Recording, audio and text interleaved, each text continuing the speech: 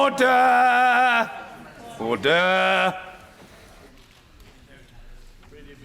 The ayes to the right, 242. The noes to the left, 391.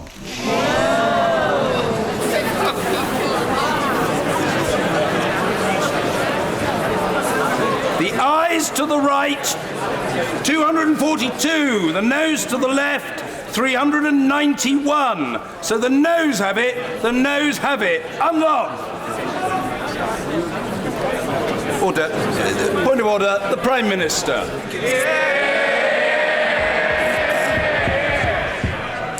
On a point of order, Mr. Speaker, I profoundly regret the decision that this House has taken tonight.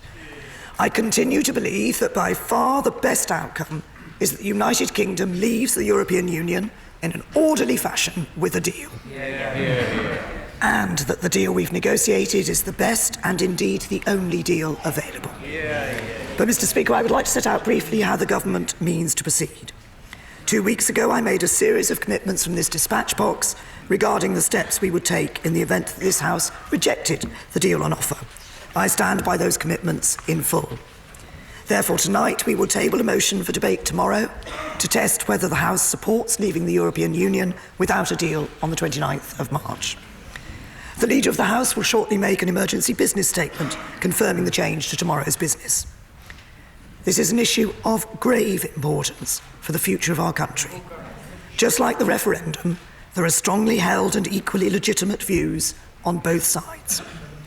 For that reason, I can confirm that this will be a free vote on this side of the House.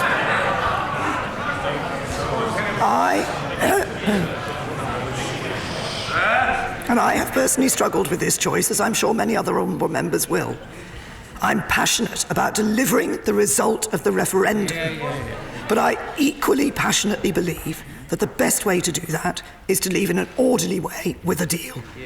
And I still believe that there is a majority in the House for that course of action. And I'm conscious also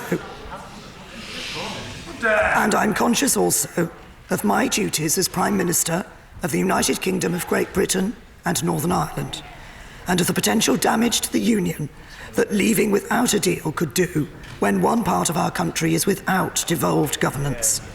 I can therefore confirm that the motion will read that this House declines to approve leaving the European Union without a withdrawal agreement and a framework on the future relationship on the 29th of March 2019, and notes that leaving without a deal remains the default in UK and EU law unless this House and the EU ratify an agreement.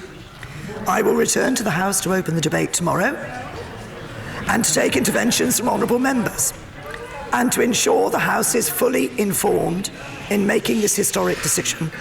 The Government will tomorrow publish information on essential policies which would need to be put in place if we were to leave without a deal. These will cover our approach to tariffs and the Northern Ireland border, among other matters. If the House votes to leave without a deal on the 29th of March, it will be the policy of the Government to implement that decision. If the House declines to approve leaving without a deal on the 29th of March, the Government will, following that vote, bring forward a motion on Thursday on whether Parliament wants to seek an extension to Article 50. If the House votes for an extension, the Government will seek to agree that extension with the EU and bring forward the necessary legislation to change the exit date commensurate with that extension. But let me be clear. Voting against leaving without a deal and for an extension does not solve the problems we face. The EU will want to know what use we mean to make of such an extension. And this House will have to answer that question. Does it wish to revoke Article 50? Does it want to hold a second referendum?